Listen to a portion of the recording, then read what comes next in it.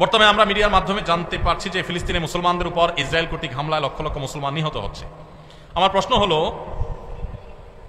এই কঠিন অবস্থায় আমাদের ব্যক্তিগত অথবা রাষ্ট্রীয়ভাবে কি করণীয় আছে? এই অবস্থায় তাদের জানমাল নিরাপত্তা দেওয়ার জন্য আমাদের উপর কি জিহাদ ফরজ হবে? দয়া করে জানাবেন। দেখুন, ফিলিস্তিনের মানুষদের উপরে যে নির্মমতা চালানো হচ্ছে, মানব ইতিহাসের সবচেয়ে বর্বরতম হত্যাযজ্ঞ চালানো হচ্ছে, গণহত্যা চালানো হচ্ছে, আপনারা জানেন।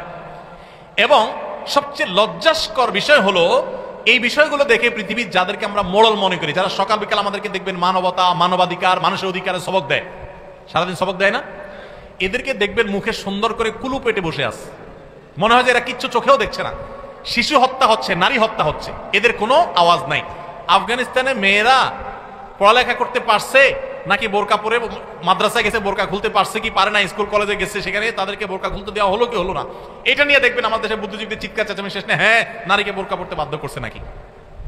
অথচ হাজার হাজার নারীকে ফিলিস্তিনে হত্যা করা হচ্ছে, এই বিষয়ে এদের মুখে কুলুপ, কোনো আওয়াজ নাই। এরা হলো সাক্ষাৎ শয়তান, এরা হলো সাক্ষাৎ আস্ত ভণ্ড, প্রতারক। এরা মানুষের সাথে প্রতারণা করে।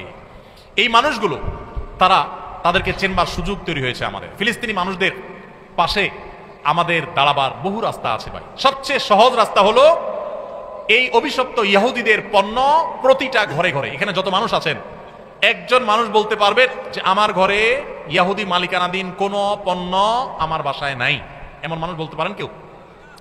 যিনি হাত তুলছেন তার বাসায় যায় যদি আমি এখন ইনভেস্টিগেশন করি, সার্চ করি, একটা না একটা হয়তো বা বের হবে, নাও বের হতে পারে। আপনি যে পেস্ট করেন, পেস্ট, বেশিরভাগ পেস্ট দোকানে যেগুলো পাবেন, মুদি দোকানে 90% তাদের, আমি নাম বলে তাদের আর মার্কেটিং করতে চাই না, সারাদিন ডকডক করে যে ঈদ উপলক্ষে বিভিন্ন সময় গিলতেছেন সফট ড্রিঙ্কস গুলো, ম্যাক্সিমাম ওদের। অনেকে মনে করে শুধু কোকা কোলা না, আরো যেগুলো আছে, আমি আর নাম বলে আর তাদের প্রচারণা আর বাড়াইতে চাই না।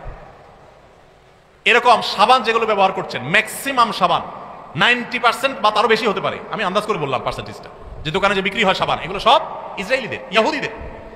এরকম আপনার বাসায় দেখবেন বেডরুমে, কিচেনে, রান্নাঘরে, টয়লেটে, আপনি আপনার সমস্ত জায়গায় লোশনের নামে, সাবানের নামে, শ্যাম্পুর নামে, পেস্টের নামে, আপনি ওয়াশিং পাউডারের নামে আপনি দেখবেন যে তাদের জিনিস ছাড়া কিচ্ছু নেই। ভাইরা আমার, ফিলিস্তিনি মানুষদের প্রতি সহমর্মিতা প্রদর্শন করতে গিয়ে আর কিচ্ছু না পারেন, এই একটা কাজ করেন, আপনার টাকায় ওদের কোনো জিনিস কিনবেন না। চেষ্টা করা যাবে ইনশাআল্লাহ। দেশীয় জিনিস কিনবেন, মুসলিম কান্ট্রির জিনিস কিনবেন, দাম বেশি হোক, দাম যদি বেশিও হয়, মান যদি একটু খারাপও হয়, তারপরও সেটা কিনবেন, আল্লাহর কাছে সওয়াব পাবেন, নিজের মনের কাছে সান্ত্বনা পাবেন যে আমি এতটুকু করতে পারছি, ওই অভিশপ্তদের জিনিসটা তো আমি কিনলাম না। আপনি দেখছেন সাবান শ্যাম্পু কিনতেছেন, আপনি দেখছেন লোশন কিনতেছেন, আপনি দেখছেন ওয়াশিং পাউডার কিনতেছেন, আপনি দেখছেন সেটা হয়তো সফট ড্রিঙ্কস কিনতেছেন, আসলে সেটা না। আসলে এই সফট ড্রিঙ্কস বা প্রসাধনী কেনার নাম দিয়ে আপনি ইহুদিদেরকে চাঁদা দিচ্ছেন। কি দিচ্ছেন? চাঁদা দিচ্ছেন।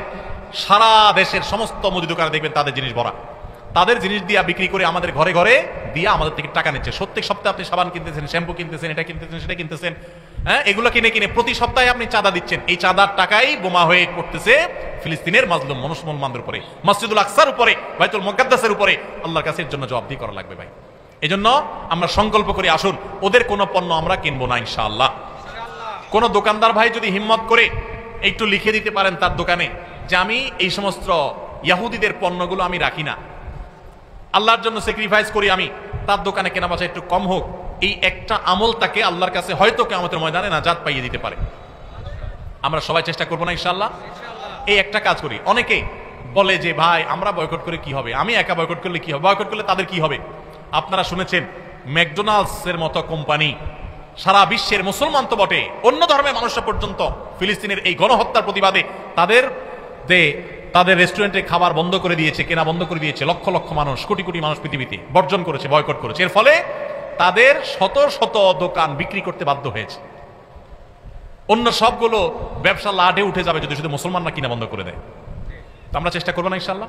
আর সবচেয়ে বড় কথা হলো, তার ব্যবসা বন্ধ হলো কি হলো না আমার দেখার দরকার নেই। আমি আল্লাহর কাছে বলতে পারবো, আল্লাহ আমি আমার সাধ্যে যেটুকু আছে আমি করছি, আমার চেষ্টা তো আমি করলাম। চেষ্টা করা যাবে না ইনশাআল্লাহ? আল্লাহ আমাদের সবাইকে তৌফিক দান করুন।